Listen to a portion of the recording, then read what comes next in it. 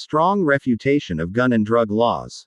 At least in American politics, the political right loves to demand total freedom guns and has a particularly strong textual constitutional case for exactly that, yet also demand exceedingly harsh punishments for even minor issues wherein a person is using, possessing, or even being anywhere near some substance the government has decided it doesn't like.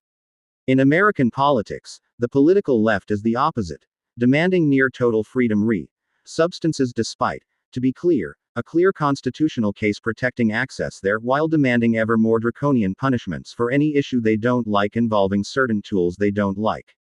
In this text, reasonably well researched with a bibliography clocking in at around 23% of the overall text, Reason magazine editor Jacob Sullum finally writes a book about the two issues he has spent a career writing for the magazine about: gun control and drug control, and how both have remarkably similar histories and even current arguments.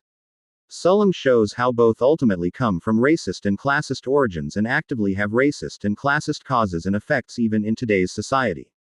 He quotes the oft-cited Michelle Alexander's New Jim Crow, while pointing to some of its shortcomings.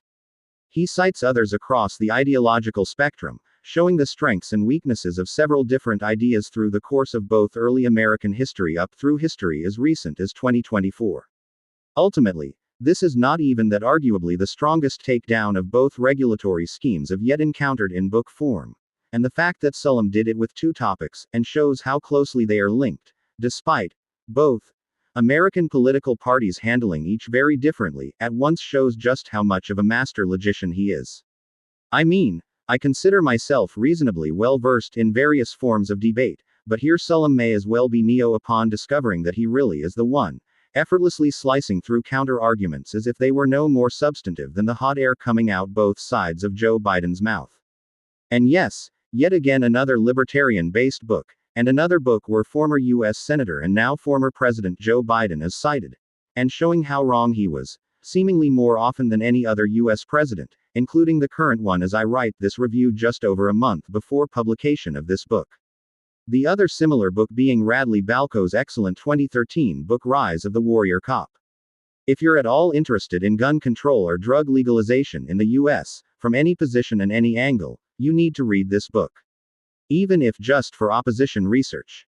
Because even if I didn't agree with Sullum's positions, and I don't, maybe 5% of the time here winking face, this truly is a very solidly reasoned and examined argument against government regulation of either object, at least as regulations of either currently stand or are largely even thought of at all. And even if you are 100% opposed to Sullum's stances here, you'll do yourself a favor by examining his arguments if only to try to find a way to counter them. Truly well done, truly well organized narratively, and absolutely very much recommended.